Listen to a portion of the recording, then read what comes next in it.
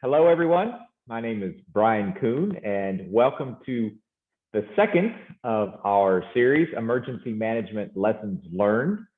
Today's topic is public and private sector perspectives on civil unrest and protests. This is actually the second webinar we've done on this topic as well. The last time we did this, we had such a terrific conversation and such terrific feedback from everyone that we thought that we would bring in a few more speakers to help us understand the topic and really gain some new perspectives and ideas on it. So we're really excited for today's panelists. As I was preparing for this today, I reminisced about when I was director of state of Florida. Every year I would be asked to give a keynote presentation at the Florida Governor's Hurricane Conference or the National Hurricane Conference. And for a period from about 2006 to 2016, Florida had a drought of hurricanes. So as I gave those speeches every year, 2011, 2012, 13 on, it became a bit of a challenge for me to come up with a topic that would actually engage the audience because nobody had actually had a hurricane for many years. And so my speeches tend to delve more towards policy issues towards the end of that. And I would try to tie a line between flood insurance and economic resiliency and recovery and things like that. Not exactly compelling fodder for a hurricane conference, but whatever was necessary to get through it. Unfortunately, that is no longer the case. Intros to webinars like this today, frankly, write themselves and become more platitudes. I started to write down, 2020, COVID, hurricanes, wildfires, financial issues, civil unrest, and it becomes, almost ridiculous because everybody knows the challenges that we faced in 2020 and the challenges that we've already faced in 2021. They are growing issues. They are pervasive issues. They are issues that virtually everybody on this webinar is going to deal with if they have not already. And the challenge is to incorporate the lessons learned from folks like our speakers today and other jurisdictions that have already gone through this, because your time will come. And so take a break, taking an opportunity to learn today will help set you up for what will likely become an inevitable situation at some point in your career. And so thank you for joining us today, taking that time to hear from our speakers. We're very excited because I think, the topics, a lot of times when we talk about natural or other disasters, they are fairly specific. This one is a very a broad issue. It is a cross-cutting issue across all the different professions and areas engaged in public safety and emergency management. It is more immediate, it is more human, and frankly, it is more preventable than some other ones as well. And so taking a few minutes now to help you prepare yourself and your organization for those events will pay off tremendously down the road. And that's what we're hoping for as the outcome of today. As always, you will have the opportunity to ask questions of our panelists. So we encourage you to utilize the feature of Zoom to ask that. We will spend time at the end of the presentation today going through your questions. And it will be recorded, so you will have the opportunity to share this with colleagues afterwards. So without further ado, I would like to introduce my co-host for today, Vanessa Matthews. Vanessa is the founder and chief resilience officer of As Follows Advisors. Thank you, Vanessa, and take it away. Awesome. Good afternoon, and thank you, Brian. I'll be introducing our guests for this afternoon. I'll start by introducing Curtis, and then as I follow up, they will each go into some brief remarks about their organizations and how they've been responding to civil unrest and protests across the country. Curtis Brown is the state coordinator and director of emergency management at the Virginia Department of Emergency Management. He comes with Homeland Security and emergency management policy experience at the federal, state, and local levels. Prior to his role, he spent some time as a regional emergency management administrator for the Hampton Roads Planning District Commission professional staff on the United States House of Representatives Committee on Homeland Security. He was a senior special assistant to the governor of the Office of Commonwealth Preparedness. And he's also the co-founder of the Institute for Diversity and Inclusion in Emergency Management, which is a nonprofit organization dedicated to increasing diversity in the field of emergency management.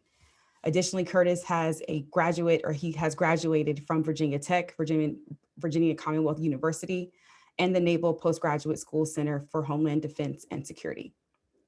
Daniel Alexander is the Director of Security Operations West Division with Comcast NBC Universal. Comcast NBC Universal is a Fortune 30 company headquartered in Denver. Daniel is responsible for all security and investigative services for the company's more than 28,000 employees in the division. Prior to joining Comcast NBC Universal, he served in multiple capacities with FEMA to include the Office of Response and Recovery, the National Preparedness Directorate, the Office of Federal Disaster Coordination, FEMA Region 8 in Denver, Colorado. Additionally, he has served as the Director of Emergency Management and Homeland Security for the City and County of Denver, the Homeland Security Director for the City of Milwaukee, and he has 13 years of law enforcement experience with the Milwaukee Police Department. He's also a graduate of the Naval Postgraduate School and the University of Wisconsin-Milwaukee. And lastly, Chief Chris Shung. Chris is the 11th Police Chief in the Mountain View Police Department. For more than 25 years, he has served the Mountain View community as the department's leader, and he is very passionate about maintaining the department's role as a progressive law enforcement organization in the 21st century. In his time with the department, he has held a variety of roles, from investigative to tactical, as well as leadership roles, serving in every division within the organization. He's also a nationally recognized speaker and writer on the area of digital engagement, crisis communication, and community engagement. Chris also serves in several leadership positions on multiple boards, to include the president on the Government Social Media Leadership Council, the committee member of the International Association Chief of Police Professional Standards Ethics and Image Committee, the board member on the Global Advisory Council for the Crisis Ready Institute, and he also has served 2 terms as a commissioner on the City of San Mateo's Community Relations Commission. He is also a graduate of the Harvard Kennedy School of Government Senior Executives in State and Local Government Program. So with that, I'll kick it over to Curtis. And Curtis, if you can share with our guests a brief background on what happened with you and your jurisdiction as it relates to civil unrests and protests, and specifically what your agency's role was, any flashpoints that you can provide, lessons learned, and how you are preparing for what comes next. Great. Thank you, Vanessa. Glad to be on here with you and Brian and co-panelists, and thanks everyone for joining to discuss this very important topic. Of course, last year, my agency, the Virginia Department of Emergency Management, we support our 133 local jurisdictions across the Commonwealth with planning, coordination, and resources when we have emergencies and disasters.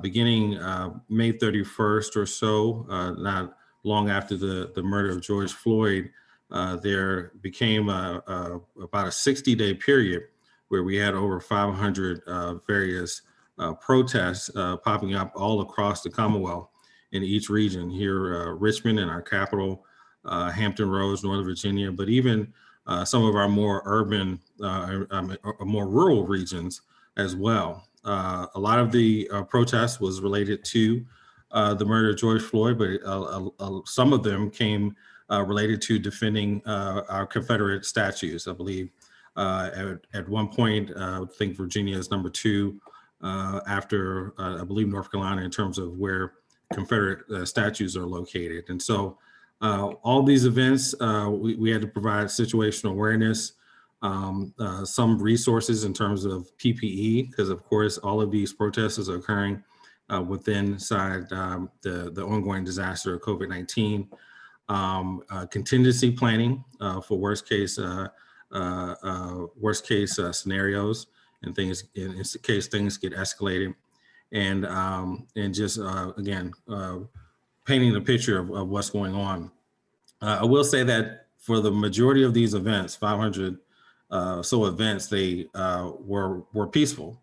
There was a percentage that escalated to civil unrest, in which, of course, law enforcement has the lead, takes great lengths to protect all parties, but also to ensure that the law is being followed. I would say in emergency management, our significant role in supporting these type of public safety events that could occur, whether planned or spontaneously, is to look at it from an emergency management lens, looking at the contingency planning, looking at the worst case scenario. For instance, the importance of of already having a family assistance center in case things go bad, go wrong. You have to have that place located. The process is already set. Looking at communications and joint information center, coordinating that process, looking at ensuring that you can get resources to the various stakeholders, public safety stakeholders that are in need. From a cost accounting standpoint, we have to track these costs because potentially there's federal funding available, more than likely state funding available to reimburse all these different entities who are working to support these events. So, one of the things that, I would say is that these events we know are going to occur. They have occurred. There's a lot of good lessons learned. It's important to lean forward, involve emergency management to get that emergency management kind of holistic perspective. These are, in many cases, law enforcement is the lead, but emergency management brings a lot of capability and skill set to the table as well. Thank you, Curtis. Daniel? Yeah, thanks, Vanessa. Hello, everybody. And thanks for the opportunity to be on. It's as I kind of look back over the year, I joined Comcast NBC Universal last April, so it hasn't even been a year when I left my previous role at FEMA. So some of my teammates joke with me that when I started with them, we were just starting the COVID lockdown, and then a year of the time of civil unrest that we're talking about. So I often say I probably can't think for my role and responsibility a better time to join in a new role in a new company to have all of that thrown at you because, as we all know, it's learning and trial by fire. I think, so Comcast NBC is Universal, the Western Division. We have responsibility for everything west, basically all of our operations west of the Mississippi. So that's in just about almost every state, with the exception of a few where we have a footprint. And these opportunities, these instances over the summer were quite interesting from a perspective where I sat of, we had the civil unrest during the George Floyd incident that started in one of our regional headquarters in the Twin Cities in my division. And we saw basically across the entire enterprise of the West Division and the footprint of the unrest, the associated activity when Mr. Floyd his funeral was in Houston, another one of our major regional environments and hubs. So, we had multiple planning activities and multiple instances occurring across where we have some very intensive personnel and intensive operations from a company perspective. And then the other challenges as the summer drew on and as some of the civil unrest, especially in our western states of Oregon and Washington, saw that impacted our operations because those were prolonged events where we did have continued sustained civil unrest and demonstrations that occurred in those areas. And so, from one thing that I love about this company is that, especially coming from where I came from in emergency management, the security framework and security apparatus is where incident management, emergency management also lies. So we have this tight connectivity between the resources that we have on the ground and the personnel that we help support for the company to ensure employee safety and customer safety. But then also the tools that we have to help manage that, right? So we had incident management teams in each of our regions across the West Division that were activated to respond to and help coordinate the activities and the resource requests and those things, just as Curtis pointed out, from a company perspective within their footprint, within those regional footprints. We also have a robust intel or a robust information and situational awareness apparatus. And so from our corporate headquarters in Philadelphia, with the resources that we had available there, our primary responsibility ended up being how far and how much intel can we get to understand where protest activity would be occurring, the duration, the likelihood of it.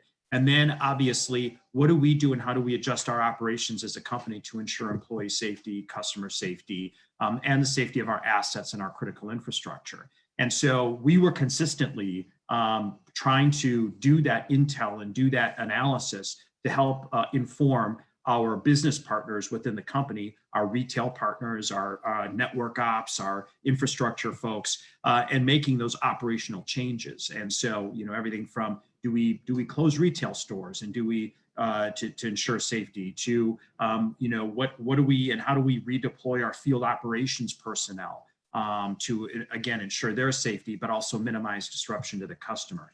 So trying to pull all of that together was really a priority from our security apparatus to help inform the business decisions that needed to be made for our personnel.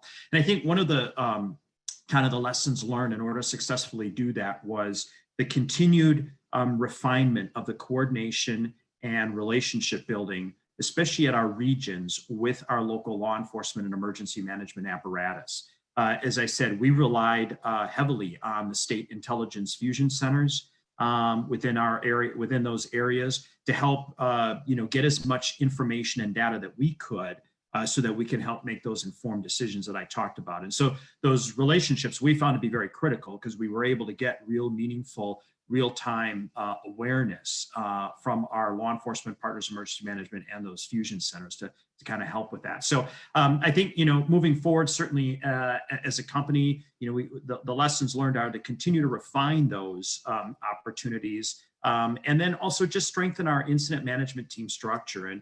And I think, every event and every incident, and even for us, for all of us, this was prolonged, but to have touched every single aspect of our business across the entire regional footprint of the West Division was really an opportunity for us to understand and grow those relationships, so that we have that effective data and that effective information that we have to use to make those business decisions. So it was a year of learning, and continue to learn as we move forward, that's for sure. Awesome. Thank you so much. Chief Shang. Hi, and good morning from the West Coast, everybody. As I look back on the events of last summer, to give you a little bit of backdrop, Mountain View is located in the San Francisco Bay Area. So we're about halfway between San Francisco and San Jose. And while we did not have any protests in our jurisdiction, we did have them in nearby San Jose, which is only about 20 minutes away. So we did send resources there. We did actually, let me back up. We didn't have any violent protests in town. We actually had quite a few peaceful protests, and we're very thankful for that. And we worked alongside many of the organizers to communicate behind the scenes to make sure that was done safely.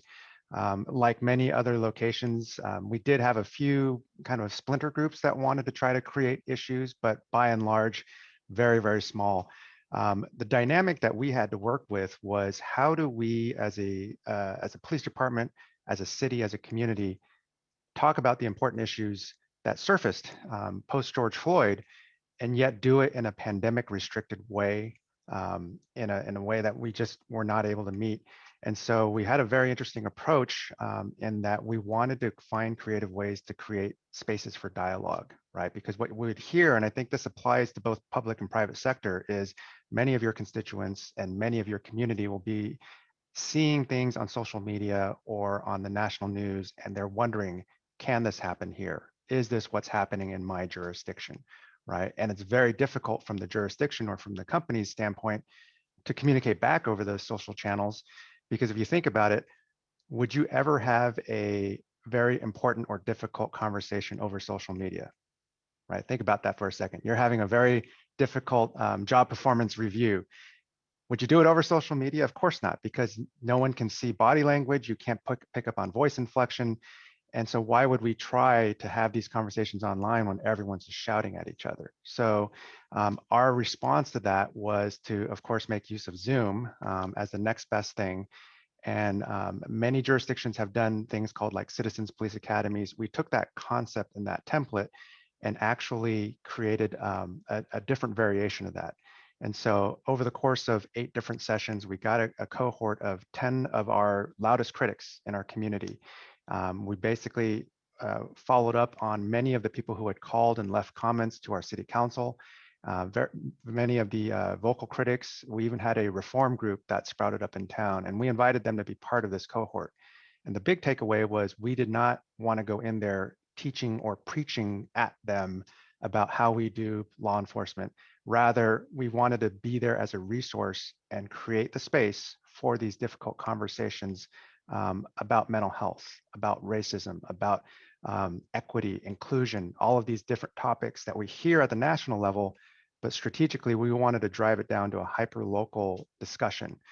Because we know that in Mountain View, we can't really affect national politics or policy, but we can talk intimately about how we go about our business of policing professionally here in Mountain View. And it's important for the stakeholders here in the audience, each of you has a community like that, right? And so instead of trying to, in a sense, argue, dialogue, or whatever, address these national narratives or whatever you see on social media, find the sweet spot of where you are, right? And bring it to your stakeholders and create that space. And what came out of that was something really intriguing, is that, we had comments for people that attended, like, we, at the beginning, they said, we really wanted to hate you guys. But at the end, after learning what you do, it's hard to say that, right? And it's because we created the space to provide context, right? And so we looked for those opportunities. We're now in our second cohort. And similarly, like the first, a lot of takeaways, a lot of aha moments. We kind of tell them at the very beginning, we're not here to preach at you. We're here to have those conversations. We're here to answer anything you ask. We're even here to learn. And a really interesting thing is, after our first cohort, one of the graduates said, I'd really love it if the faith community in Mountain View, the leaders, could meet with you as the chief and discuss their concerns and even come up with creative solutions to address the needs of our community. And I said, that's a fantastic idea. Go for it, right? And yesterday marked the first meeting we had with 9 of our faith leaders in our community, and I hope to double or triple that in the coming months. So again, that just came about because of this initial idea for us in government to get uncomfortable and to get hyper-local and have those conversations.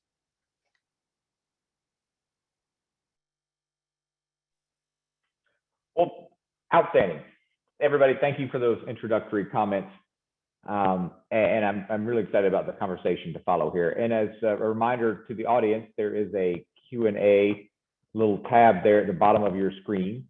Click on that and type in your questions. I have that box open on my screen, and we will start asking those questions here as soon as you start populating it. But I want to start off with a couple of my own. And Chief, thanks for those comments. Chief Young is for those of you who have not seen his LinkedIn profile, a prolific LinkedIn poster and author, and I encourage you to take a look at it. I mean, it is the standard for how you can utilize LinkedIn. So it's terrific. You've got some really good articles on there, and I'm looking at one right now, and we'll put the links out here. But this one is called 3 Strategies for Crisis Leadership. And they are strategies that work for any organization, not just a police organization. The strategy 2 is called Foster an Adaptive Organization. And I think you demonstrated that in your comments just now. So it's a 2-part question. One is, how do you find the time to do that? I think that many organizations will say, that's wonderful, fantastic idea, love to do it, don't have time. How do you create the atmosphere to do that? And 2, some people may say, well, certainly that works in Mountain View, but it's not going to work in my town. What are your thoughts on that? Will it work in a place that's not Mountain View? So 2 parts there. Great. Yes, I believe it will. Like everything else, it starts from the top, right? The leader needs to believe wholeheartedly in their core values about the need to have an adaptive organization. And I think, suffice to say, 2020 and now the continuation of 2020, which we now call 2021, is nothing but crises, right? And it's not just one crisis, it's overlapping, ongoing crises, and there's really no end in sight.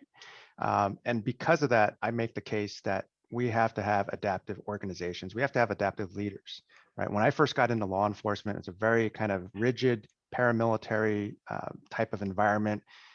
You basically took orders, saluted, and you moved on, and it was a fixed mindset, right? And I think we're all familiar with the term of growth versus fixed mindset individuals.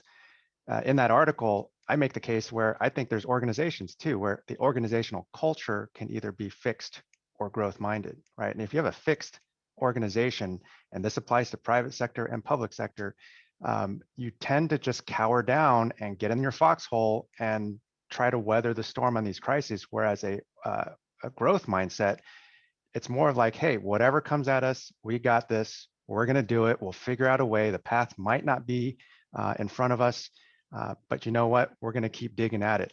And to answer your question, if about the issue of time, you got to make the time. As leaders in your organization, whether you're at the top, whether you're in the middle or at line level, you are all leaders and have influence wherever you're at, right? Formal and informal leadership. So whatever spheres of influence or control you have, you can create an adaptive group, right? And so really foster that as your core value, and then people will notice, right? And if you have the benefit of being in the executive leadership or top leadership tiers, then you have the advantage of driving that cultural value down through the organization.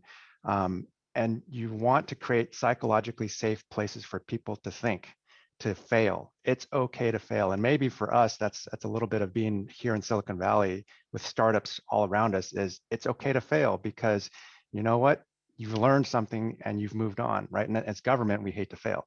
But I think, the sky's the limit in terms of when you allow for that, because you will get some really creative and innovative ideas that surface throughout all ranks of the organization. Great, thank you. Vanessa, you jump in here with me too. I don't want to hog up all the questions. So Absolutely. anytime you want to, you jump in. So Curtis, on our prep call, you talked about the frequency of these events demonstrates the need for us to be prepared, not only as leaders, but the organizations. So if you think about, what's been happening in your state, how are you all approaching the need of preparedness as an agency? And then secondly, how are you advising your private sector partners on how they approach that as well? That's a great question. I think, a lot of it comes with training, training to prepare for coordinating these events with little or no notice.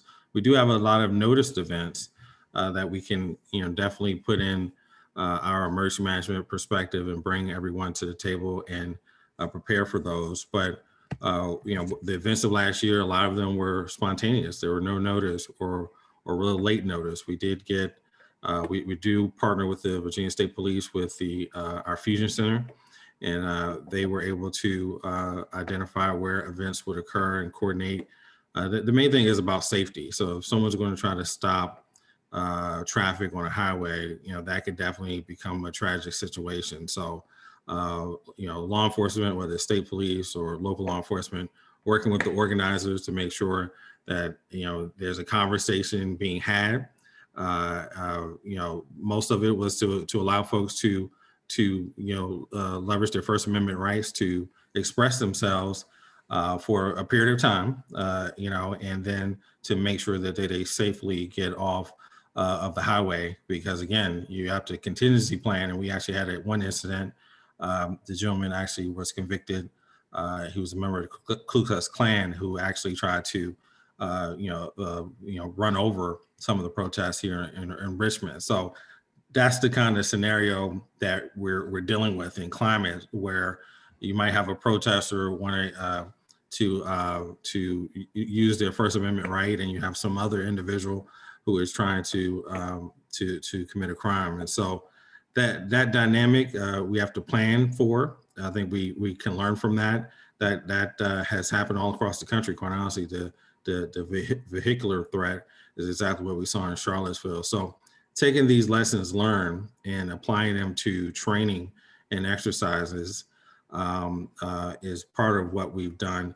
And as it relates to the private sector, pulling them into that, we are looking now to how to maximize our partnership with the private sector, business EOC, sharing information, coordination. I definitely think that's the area that we all can improve in, but we've done that in many cases over the course of COVID-19 with looking for resources and coordinating. And as it relates to these events, the private sector could definitely be helpful with the resources and the perspective that they bring. Hey, Dan, thank you, Curtis. And I want to follow up with a question for you, Dan, which is, the private sector over the last 2 decades continually improving how they do emergency management, continually to improve the relationship with the local, state, federal governments. How did that manifest it from your viewpoint in this? Did the states and locals where you deal with provide you the kind of information and free flow of ideas and best practices and needs in this? Did some do better than others? And did practice we have for natural disasters and other things improve the way that it happened last year for these kind of events?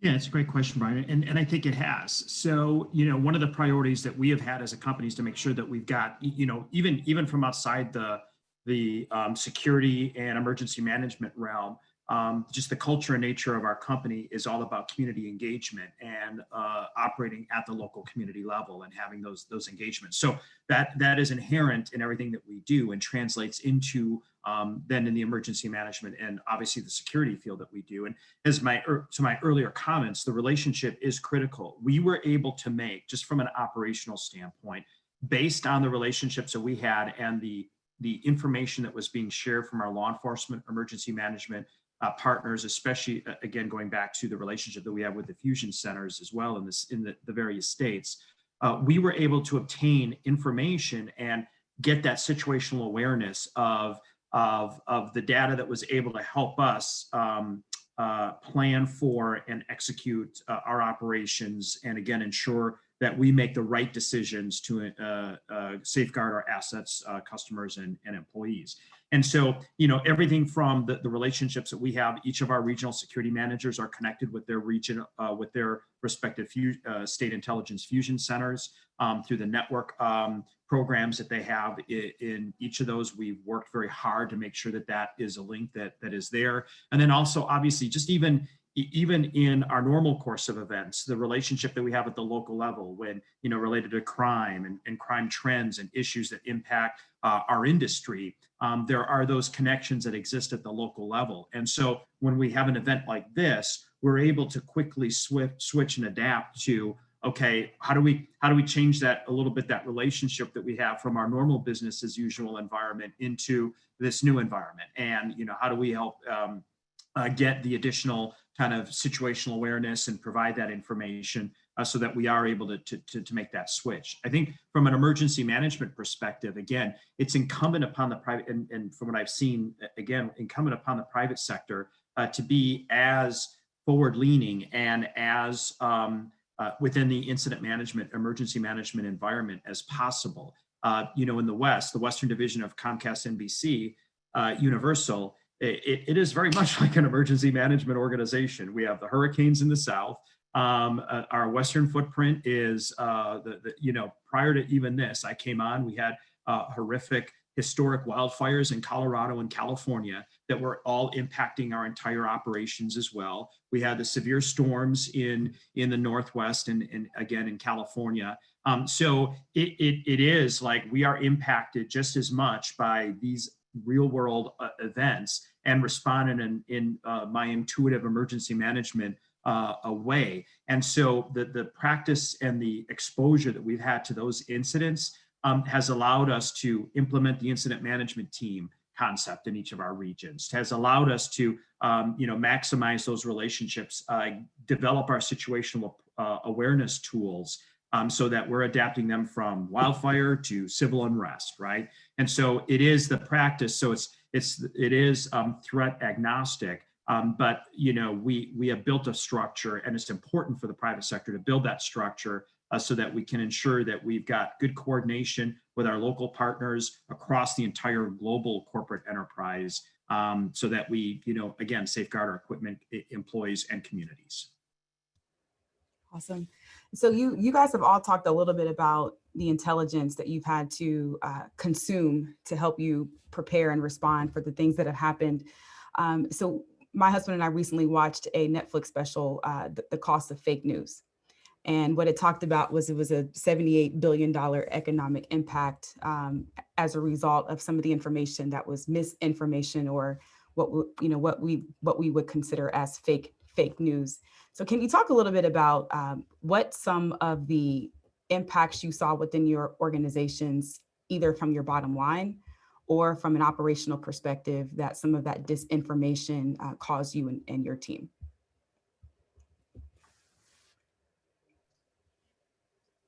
Want me to take a stab at that one first? Go ahead, Chris, sorry. So it's interesting in government, obviously we don't have a product, right? But I would make the argument that our product is our service.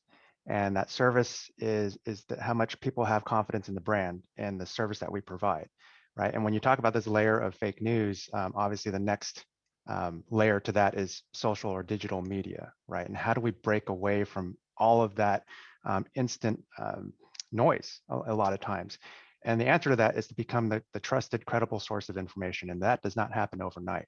So you all, whether you're in private or public sector, need to develop and grow your community organically. This is your digital community, and the efforts that you invest there prior to a crisis, right? Because if you do it when the crisis happens, you won't have an audience, or you won't have the audience that knows anything about you or have any trust in your brand or your organization. So for us in law enforcement, or even make a broader case argument in the public sector and government, that's why we do the day-to-day, or maybe, we post and talk about things a few times a week, and not just boring announcements, because no one really engages in that. We're talking about content that people tend to like or share. And that does not mean we're always using, humor or whatever. It's just being really so good at content. And when there is a crisis, that you are so quick to get right on top of it, that people innately start to trust and go to you as a source of information. And we've seen this dynamic happen in the Bay Area, where when we first started our social media efforts, the media kind of looked at us like, what are you guys doing?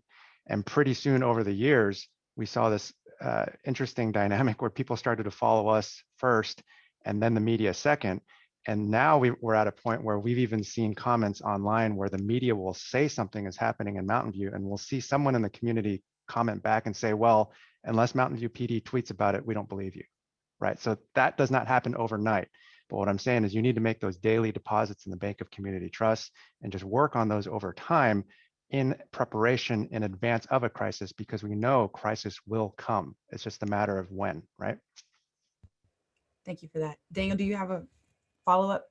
Yeah, I was just going to add, and I think that that's a great question. And, from a telecommunications company perspective, obviously as well. So I think what the chief had said was, kind of the in the beginning, and the work that it takes to kind of sift through all of that, right? And the disinformation. And then when we have an incident, I think then also it takes the apparatus and the dedication of resources and the infrastructure, if you will, to really in real world, in real time, be able to sift through and be able to kind of discern, okay, what is real intelligence information versus the disinformation that we can see in the web and all of that. And I think in incidents like this, or incidents like these that occurred across the summer, as we're trying to make operational decisions, investment in that apparatus and having those, individuals trained and looking for and helping to develop products for you to help make those decisions,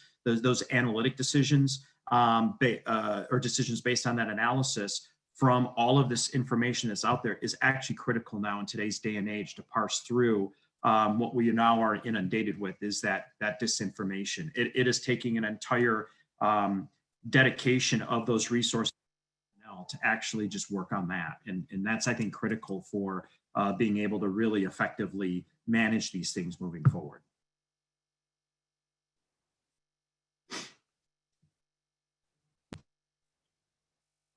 Chief, I'm going to come back to you on a question here. One of the things, another article you wrote about hyper-local policing. And I think, you've talked about how you were doing that in Mountain View. And it sounds like it's paying off. But it occurred to me, the last question that Vanessa asked, I'm on inaccurate information. I'll call it, I'm quit saying fake news. I'm gonna call it inaccurate information. And, a lot of the things that struck me last year particularly was we would hear from government officials at all levels, police officers at all levels, that the protesters were from out of town.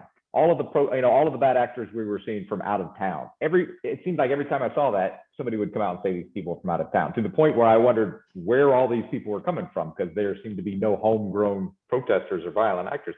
And I'm not sure that is actually accurate. I've got to believe that some of these times that these protesters are actually in the town that they're causing the issues. And secondly, does that kind of information actually make it harder to do the hyper-local policing that you're talking about? Because, if all these bad actors are from out of town, the positive effects of hyper-local policing won't actually manifest itself when you have a situation like that. So any thoughts on that? Yeah, we actually see both. So we've been to quite a few protests and mutual aid to help our neighbors, a lot going into Oakland. And we actually see and have documented, I can't speak for the East Coast where many of you are at, but on the West Coast, we actually see traveling bands of protesters come from the Pacific Northwest down to the Bay Area and even Southern California. And we know this because when they get arrested, we get their identities and stuff like that. We also still have, the quote unquote, some bad actors that are local too. So you see a little mixture of both. But by and large, those represent the minority of the protesters. It's almost always the case. And what's always amazed me when I've been at protests is I'll see when you're standing there and you see the crowd and you get all of that information coming in, but when the media comes and they zoom in on just, the small group of quote unquote bad actors, and they tell that story, what do the consumers of that information, that broadcast see? They don't see the thousands of people that are just behaving themselves and exercising their free speech rights.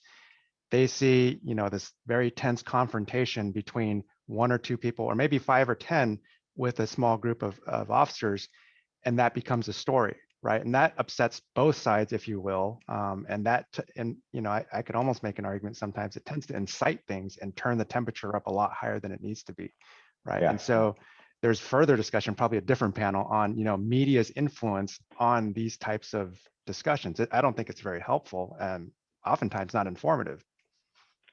Curtis, same idea for you though. A lot of the issues you saw last summer were over Civil War statues, which obviously interested a lot of people outside of Virginia as well, who probably traveled to Virginia to be involved with that issue. So as as a government official responsible for a specific jurisdiction, how do you prepare for those things that are going to be originated from or exacerbated by folks who are not privy to some of the work that you're doing on a day-to-day basis to try to improve the coordination and communication with your citizens? Well, I think a lot of lessons have been learned over time. The tragic events in Charlottesville, which has been described as the largest white nationalist rally in recent times. Most of those players came from out of state. The intel that we got from federal sources that a large number of them were coming from all over the country to use this moment to incite violence and white nationalist rhetoric. I think you saw with the insurrection in January, a large number of people coming from out of state and as well coming to North Virginia in order to be up there. And so I do appreciate the work of the private sector in terms of Airbnb. During the events in Charlottesville, they began to cancel some of the reservations of people who were coming from out of town.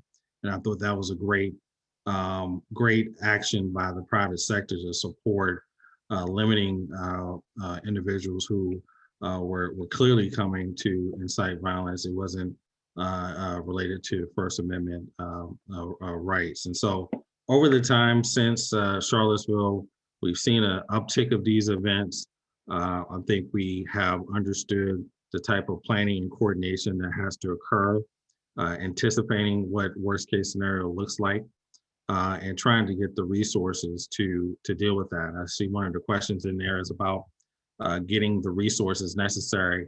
It's always difficult in emergency management with getting resources, but I think because of the frequencies of these events, those responsible for providing us with the, for instance, the emergency declaration, we have to justify the cost associated. We have a good amount of data to justify why we need these resources to support our local governments and what type of resources they'll need in order to handle these multiple events that, again, over the course of last summer occurred over a 60-day period.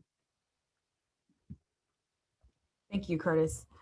So going back to a question that Dr. Rosalind Harrington asked in our Q&A, if we look at the events from 2020, largely they were stemmed from racial equity concerns in our country. So my question is for Curtis and Chief Shung, And Curtis, and specifically within your agency, you have one of the few organizations that has a chief diversity, equity, and inclusion officer within an emergency management space. What programs are you all building, and how are you measuring how you can truly build equity into the lens from an emergency management perspective? Oftentimes, we hear these initiatives and they appear to be a check in the box, but how do you truly measure the effectiveness and see the growth? That's a great question. And again, I think the danger of check the box, diverse, equity, inclusion, it makes things worse. I really think it should be tied and integrated as a core responsibility of emergency management and public safety. These are difficult conversations and issues, but we have to push through that difficultness in order to get the results. The reality of United States history, Virginia, since 1607, we have a reality in terms of systemic and structural racism and discrimination. And a lot of our systems and organizations have been built on that. And we have to recognize that. We have to try to definitely untangle these structural and systemic issues that continue to keep walls built between ourselves and communities of color, African Americans in particular, and Hispanic, Latino, Latinx populations. And so what we've been trying to do is integrate diversity, equity, inclusion within our emergency management organization, looking at how do we prioritize communities that we already know will be disproportionately impacted by disasters. Anytime a disaster hits, the data shows in multiple events over the course of history, 21st century and 20th century, show that those marginalized frontline communities suffer the most. COVID-19 has showed that as well as it relates to Black and Brown populations. Right now, we're fighting through the inequities related to the vaccination distribution. And part of doing that is empowering, embracing these communities of color to participate in the process of fixing these inequities. Again, we can't do it as government alone. We have to integrate the community into the solution. We have to come to the community. One of the projects that we had related to COVID-19, we had a health equity pilot project that partnered with our local government public safety agencies to pass out masks and hand sanitizer in our communities that would be disproportionately impacted based on health data that indicated pre-existing conditions and other disparities that would promote the spread of COVID-19. And so we did that effort in coordination with the local governments, as well as trusted community-based organizations, including faith-based organizations, in order to do that. And so if we're going to see progress, I really think every public safety organization, the private sector, needs to face the reality of this history of inequities and embrace in a very impactful way the responsibility embedded in our organization's mission, our strategic plan, and tracking through data and input our progress to, again, untangle these inequities and address them through some real policy changes and actions, and also with our hiring practices to ensure that our organizations replicate the diversity we see in our communities. Thank you. And Chief Shung, we spoke a bit on our prep call, and from a chief of police perspective, you are a minority, right? Mm-hmm. How can you talk a little bit about how you're having those conversations with members of your team, and how you're helping to really shift the culture and the trust relationship that the community has with law enforcement? Sure. Before I do, I just want to really, what Curtis just said is, I think he should tie a bow on it. And as a prolific LinkedIn person, he should write an article on what he just said and post it, because I think a lot of people could learn from that. I think the biggest takeaway is, despite whatever programs or training we send our folks to, we have to kind of go a little bit higher than that and think about, well, what are the, I'll use the phrase of the lens that we all look through things, right? And clearly we are the byproduct of our upbringing, right? And if raised in whatever part of the country or whatever economic environment, whatever ethnic, racial environment, we see everything around us through that lens. And it's somehow being able to effectively communicate the awareness that we all have those different lenses to our organization. That's the key, because I can sit here from my chief's office and send our officers or everybody to all the training to the end of the world. It's not going to really mean anything if it doesn't have that kind of core value of, let's stop for just a second and acknowledge that we all have different biases. I mean, that's just human nature, right? No one is blind to that. To kind of walk around and say, I'm bias free, well, that's a bias in and of itself. So I think that's where it's incumbent upon leaders to effectively communicate the need to have that level of awareness now more than ever. And I find myself, this is a very interesting time for me, because especially we've seen the rise in hate crimes against Asians across the country, but it's really hit home because so many of those videos are actually within driving distance of where I'm at now. And then I have this kind of quandary. It's like, okay, I understand the hat that I wear as a police chief. I also understand the hat that I wear as an Asian American. And how do I balance that voice? So it is important, across, wherever we have our influence, to bring that level of awareness to those around us, not by shouting at each other or, arguing on a forum online or through comments on social media. It's, again, to create those opportunities and to talk to people. We've really lost the art of communication as a society, of just sitting in a room and nodding and just hearing first, and then arguing or whatever second. Vanessa, can I just add on to that? I think both Curtis and the chief did an excellent job there. And I think from, one thing that I'm proud of, and from the private sector perspective, is to the chief's point, we actually have incorporated into our diversity, equity, and inclusion efforts structured conversations, to, just as the chief was saying, of recognizing that we all have implicit bias, right? But the key is, how do we ensure that even in a work environment with our coworkers internally to the company, how do we ensure that we understand that we build communication, that we can minimize, or how do we mitigate that implicit bias to effectively, work in a very collaborative environment and all those. We've actually, as a company, have standardized or have formalized this, I should say. And on my team, incorporating into the security operations team, we now have conversations, structured conversations and breakout sessions on this regularly, and bring in different speakers, bring in different materials, so that we can talk about those things and talk about how, I've got a diverse team, not only diversity in ethnographic and ethnicity descriptions, but also in backgrounds, right? Some that were college educated, some weren't, some were in law enforcement, some didn't come through law enforcement. So all of those biases, how do we come together, and how do we understand when somebody says something, what they actually mean versus what you may be perceiving them to mean? And that obviously is a big challenge. And then from a corporate side on this as well, so that's internal to the team, but it's important to make those connections within the community, as I mentioned. And obviously our company is very much involved in, building up and addressing those issues in the community through, like, our Lift Zone initiatives and Internet Essentials, to try and bring communications capability to low cost and low income communities. It takes that whole, I think that whole spectrum to really try and make an improvement and try and improve people's lives and enhance and minimize challenges that we're talking about right now. Thanks, Dan.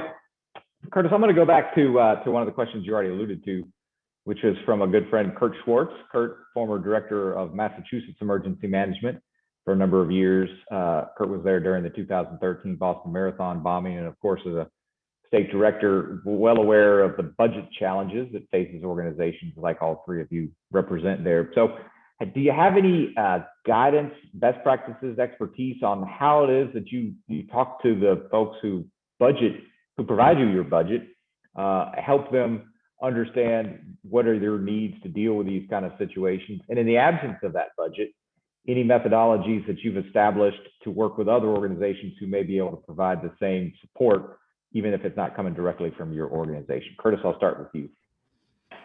Well, this is a issue that I'm really passionate about. I think over the last couple of years, we've been trying to make the case for more funding in emergency management, both on the federal level, but even on the state level, and even with our local governments to say, hey, emergency management cannot handle having a part-time emergency manager or just one emergency manager.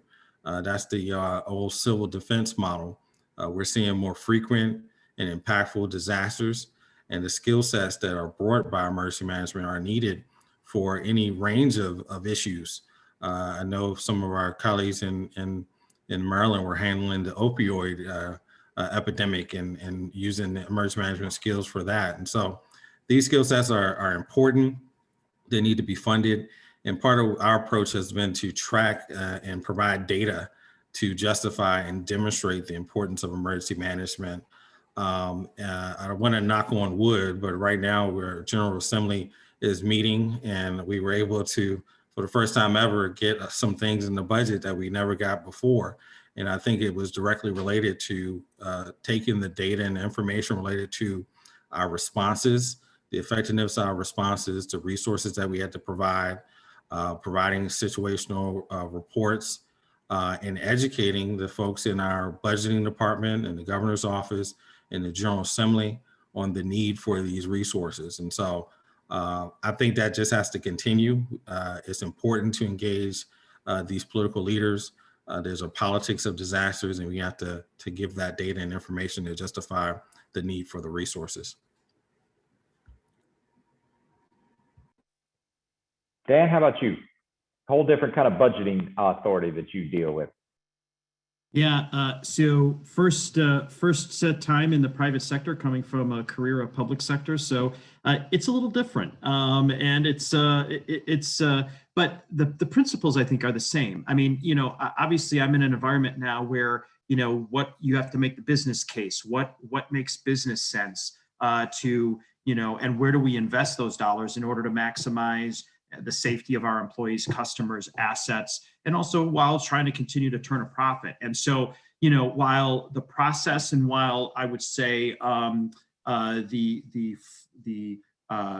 bureaucracy may be a little different, however, there is still the essential. It is still the requirement of using these examples and identifying and making the link that what we do and the role that we play in security operations, emergency management, incident management really does tie to the quote bottom line. It really does help increase the safety and security of our employees and customers. Therefore, they're more effective, more efficient in their operation, and all of that ties to the overall success of the enterprise. And so the trick, I think, really is making sure that you're able to speak the language and make that link of the contribution that you have within your organization and what you do and how it meets the overall goals of that of the overall company. And obviously this company, and we're all concerned about that employee safety and ensuring our safe communities. So that link is not as much of a stretch as some might think.